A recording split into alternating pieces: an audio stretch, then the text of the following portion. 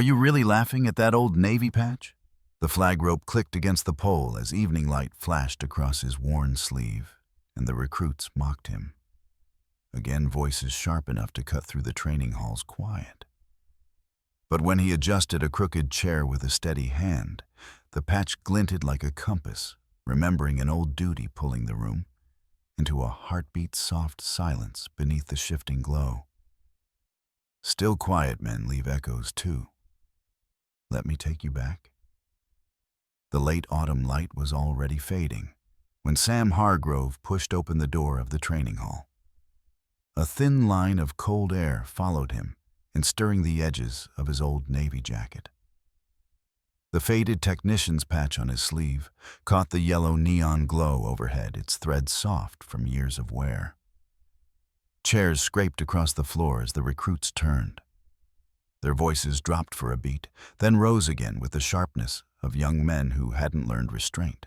"Look at that one," whispered, elbowing the kid beside him. "He's actually wearing that old navy patch. What is that thing, an antique?"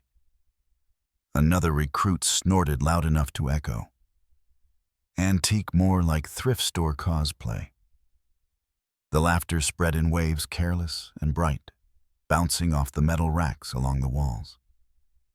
A couple of them leaned in just to get a better look, eyes narrowing the way people do when they've already decided something isn't worth respecting. Sam didn't say a word. He just walked in slow, measured steps toward the back row. His posture, steady shoulders relaxed, the way years of ship corridors had taught him. He rested a hand on a slightly crooked chair, nudging it back into line. That was when Mason Rivera, clipboard in hand and impatience in his stride, stepped forward. "Sir Mason," said, voice clipped, "you can't touch the facility equipment. It's a protocol issue." Sam nodded, once the kind of nod that didn't challenge anything. He didn't try to defend himself.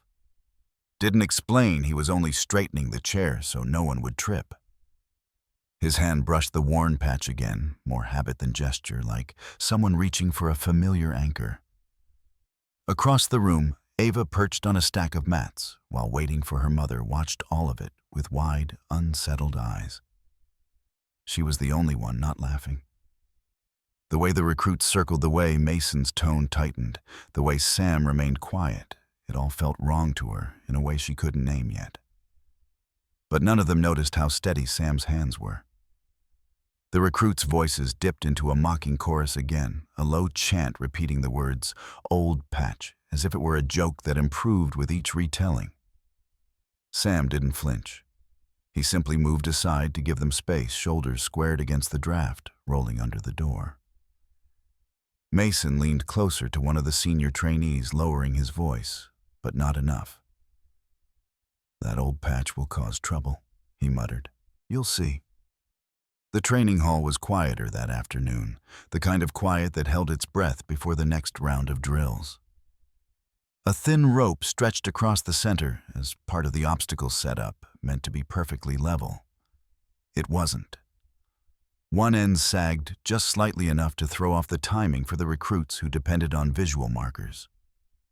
Sam noticed it the moment he walked in. He paused beside the rope, studying the angle the way a man studies a horizon line. The faded Navy technician's patch on his sleeve sat directly in his line of sight, its grid-like stitching catching the overhead light.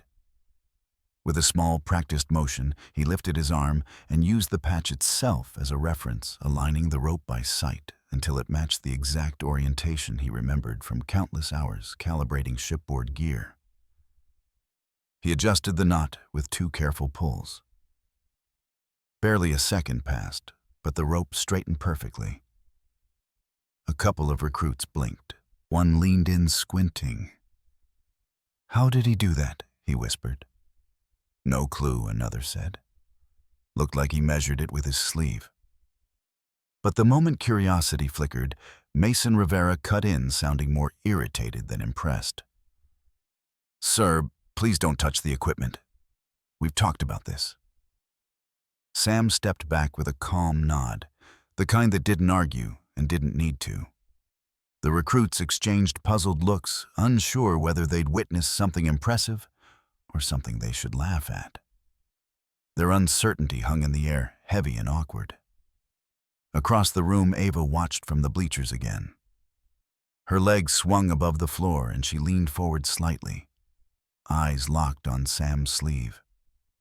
The way he had aligned the rope clean, confident, without hesitation, felt oddly deliberate. As if the patch wasn't just decorative, as if it remembered something. She wanted to ask him about it, but the words never made it out of her mouth. Later that evening, the warm clatter of Molly's corner diner filled the air, silverware tapping plates. A soft radio, humming old country songs, the low murmur of regulars catching up on small-town news. Ava sat in a booth with her mother, still thinking about the rope and the patch. "Mom," she asked, pushing a fry around her plate, "why were people mocking his patch? They didn't even know him." Her mother hesitated, eyes flicking toward the window as if searching for the right words. "Sometimes folks laugh at things they don't recognize," she said. "And if that really is a Navy technician patch, well, it's not an ordinary one. Not at all." Ava opened her mouth to ask more, but her mother had already shifted the topic to school and choir and chores waiting at home. When they left the diner, the wind had picked up, carrying the scent of damp leaves down Main Street. A few shops had already turned on their holiday lights, even though it was early. Ava walked close to her mother, glancing toward the post office across the street. Sam was in line there, his jacket collar turned against the wind. Neighbors greeted him with polite nods. He answered with a gentle one of his own, quiet as always, never lingering long enough to become the center of anything. Still, Ava couldn't forget how Sam aligned that rope. How sure he had been. How the patch seemed to guide him like a tiny compass stitched into fabric. She tugged her coat tighter and muttered, half to herself, half to the wind. If that patch had Wi-Fi, these recruits would respect it. The wind pressed dry leaves against the windows that afternoon, the sound soft and steady as Ava walked beside her mother toward the church hall. She had been quiet all morning, carrying questions that wouldn't settle. When they reached the steps, she finally said what had been turning over in her mind. "Mom, what does a Navy technician actually do?" Her mother paused, one hand resting on the railing. The late sunlight washed her face in a warm gold tone, the way autumn light sometimes made ordinary moments feel like they mattered more. "They fix things," she said slowly. "Not just everyday things. They repair the systems that keep a ship running. If something goes wrong, something most people wouldn't even notice, they're the ones who prevent the whole vessel from shutting down." She gave a faint smile. "It's harder work than folks realize." Ava absorbed that, the explanation settling like a small weight in her chest. She thought of the patch again, how Sam touched it, without thinking how he lined up that rope with calm precision. Inside the hall, a meeting was finishing up. Mason Rivera stood near the front, flipping through paperwork, his expression tight.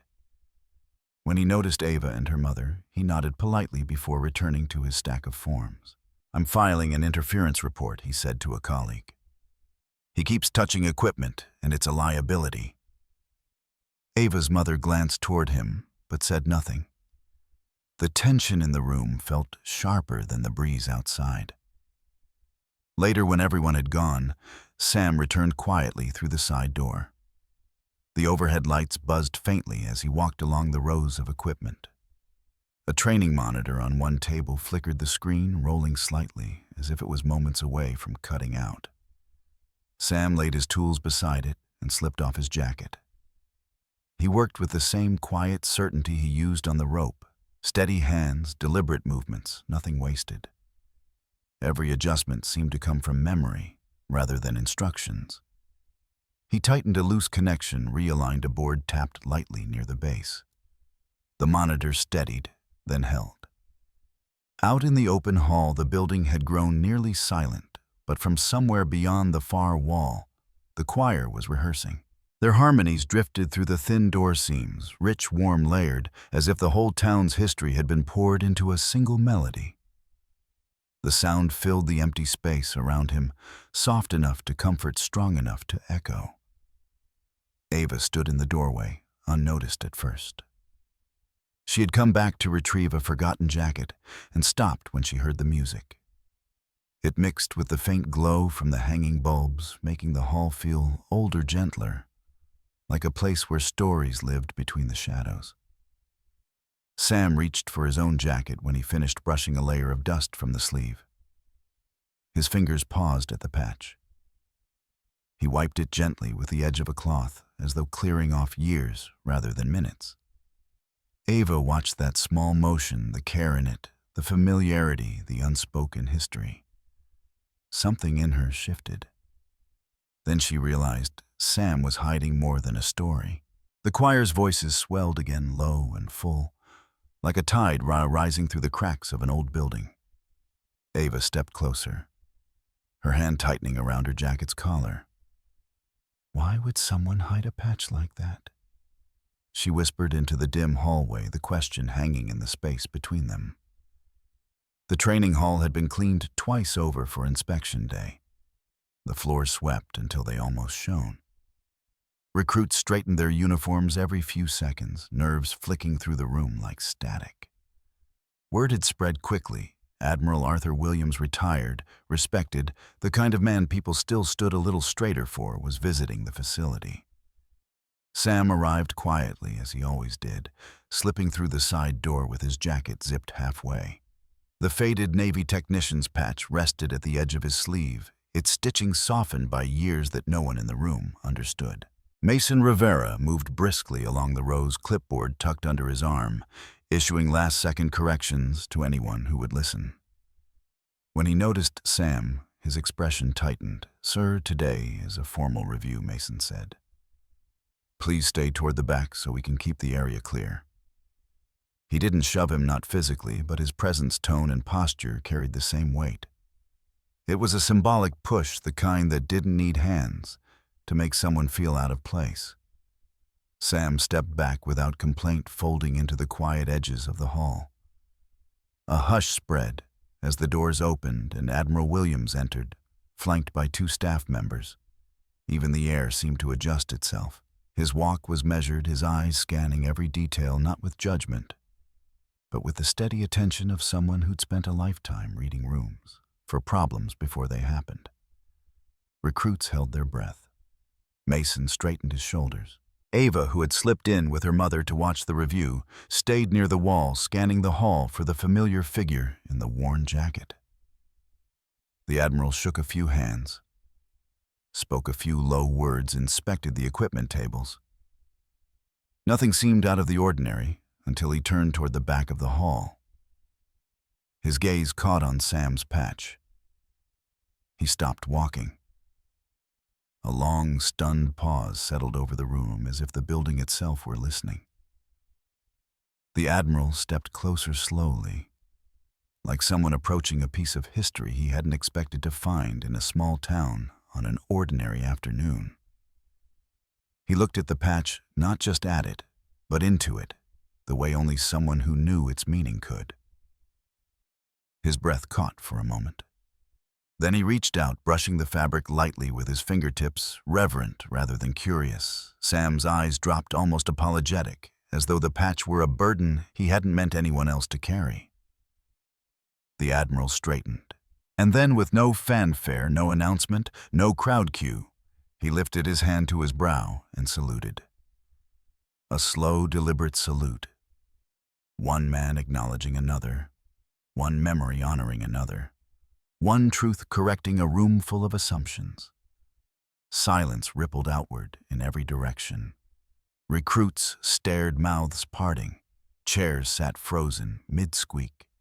Even the hum of the lights seemed to thin out, leaving nothing but the soft movement of the Admiral's coat and Sam's quiet stillness under the weight of recognition.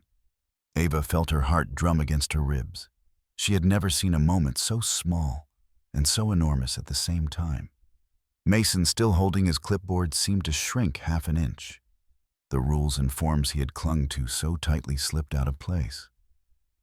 It felt not like he'd been hit, but like the full force of protocol had slammed into him, a realization closing around him. He had misjudged a man who deserved better. But nothing in the room felt the same anymore.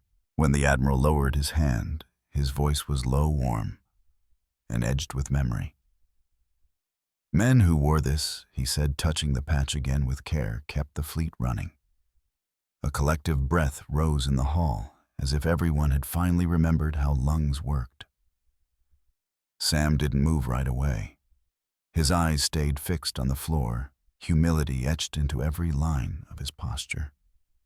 Then the Admiral placed a steady hand on his shoulder, light, purposeful, and nodded. The kind of nod that carried history, respect, and something deeper than either. Across the hall, the recruits who had laughed 2 days earlier stood stone still, struggling to understand how the man they mocked was someone an Admiral saluted. And Ava, watching from the doorway, understood something too. The patch wasn't old. It wasn't outdated. It wasn't a joke.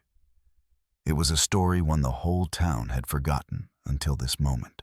The hallway outside the training hall was still carrying the echo of Admiral Williams's salute when people began gathering in small, hushed groups. The recruits, who had once laughed the loudest, now shifted uneasily. Their voices lowered to the soft murmurs of people sorting through guilt they weren't prepared to feel. Sam stood near the end of the corridor, hands folded loosely as though trying not to take up more space than necessary. His jacket hung open, the faded Navy technician's patch visible in the warm light. Mason approached first. He didn't try to hide the tension in his shoulders or the way his steps slowed the closer he came. For a long moment, he simply stood there, clipboard tucked under his arm, breath steadying itself. "I misjudged you," he said at last, voice open and stripped of defense. "Completely." Sam nodded once gently, as if forgiving someone was as simple and natural as straightening a crooked chair.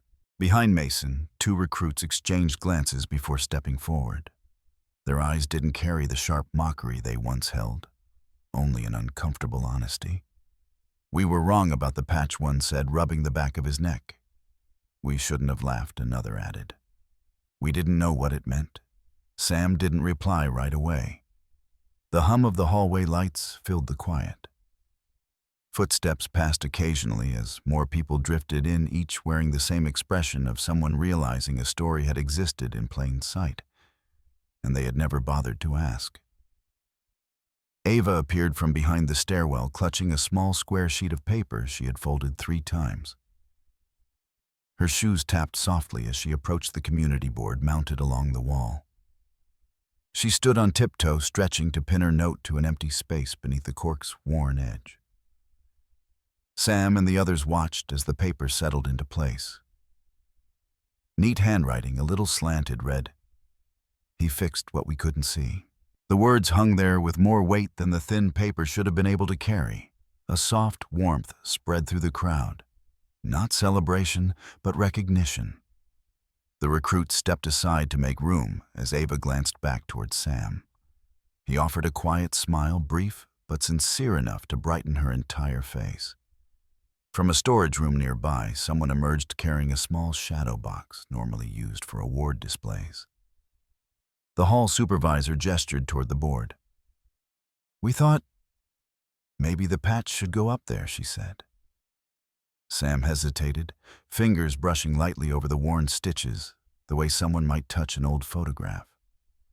It wasn't pride that made him pause, just memory pulled forward from a place he rarely opened. But after a few breaths, he nodded once. The supervisor carefully placed the jacket sleeve inside the frame, adjusting it so the patch caught the warm overhead glow. When she mounted it on the board beside Ava's note, the light pooled across the glass, turning the faded threads into something quietly magnificent. One of the recruits stepped back, whistling under his breath. "Guess that old patch outranks all of us," he said, trying to soften the heaviness with a bit of neighborly humor. A ripple of relieved laughter moved through the group, gentle and warm. easing what still lingered in the room. Still, Sam only nodded quietly.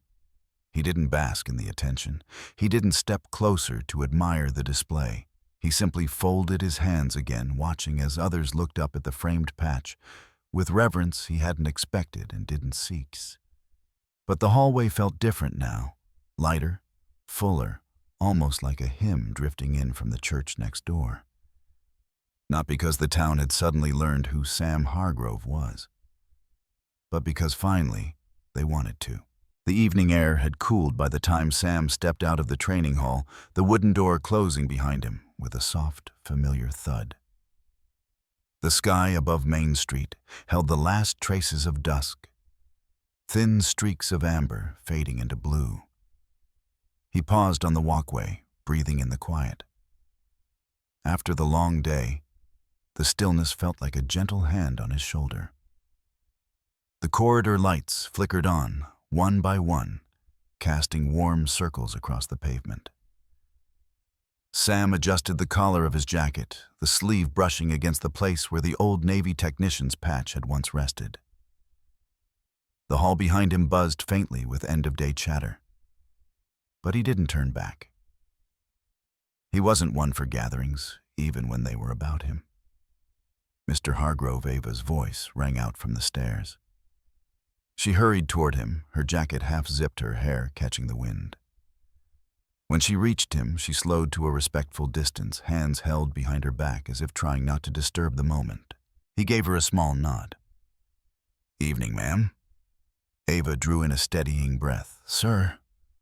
The Admiral didn't salute the patch.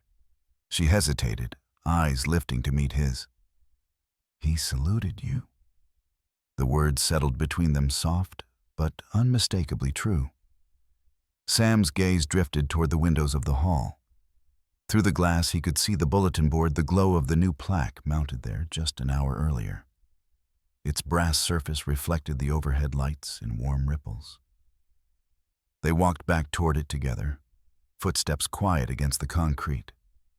Inside, the hallway had thinned out, only a few staff members moving about in gentle after-hours rhythm. The community board stood at the end, filled with flyers, notes, and now something new. Centered beneath Ava's handwritten message was a polished plaque engraved with simple, steady lettering, "The Hargrove Patch Quiet Service." Below it, the framed sleeve displayed the patch in its new resting place. No longer just a faded reminder on a man's jacket, but a part of the hall's story, something the town could honor, even if it had taken them a while to understand why it mattered. Ava's eyes shone. People won't forget now. Sam studied the plaque for a long moment. The glass reflected a life he rarely spoke about, years spent fixing what others never saw, keeping things running in places where silence was often the only thanks. He reached out fingertips, brushing the corner of the frame, the gesture tender, almost like greeting an old friend. The breeze from the open door stirred, carrying the faint scent of pine and late-season leaves. Somewhere down the street, a porch light clicked on. Another followed, the town settling in for the night. Sam touched the patch one more time this time, not to shield it, not to hide it, not to steady himself with it, but to say goodbye. He lowered his hand with a quiet exhale, as though releasing a weight that had followed him for years. Ava stepped closer, offering a small, proud smile. He returned it with one of his own, warmer than she'd ever seen. The hallway felt brighter now, even with the lights unchanged. As they stepped back toward the door, the wind rustled gently through the entryway, carrying a sense of closure as soft as a hymn. And if this story moved you, share it forward. The evening breeze followed Sam down the quiet walkway as he left the hall. The glow of the new plaque, the Hargrove Patch Quiet Service, shining softly through the window behind him. Still, he paused when Ava called out, telling him the Admiral hadn't saluted the patch at all, but the man who had carried it with such steady, unseen duty, and the truth of it settled over him like a lamp left glowing in a winter window. He touched the framed sleeve once more, not to hold on, but to let go. Knowing the town would now carry the story, he never felt the need to tell. Then he stepped into the cool night, the board's warm light at his back, a quiet reminder that even the smallest acts can echo farther than we ever expect. Share it forward.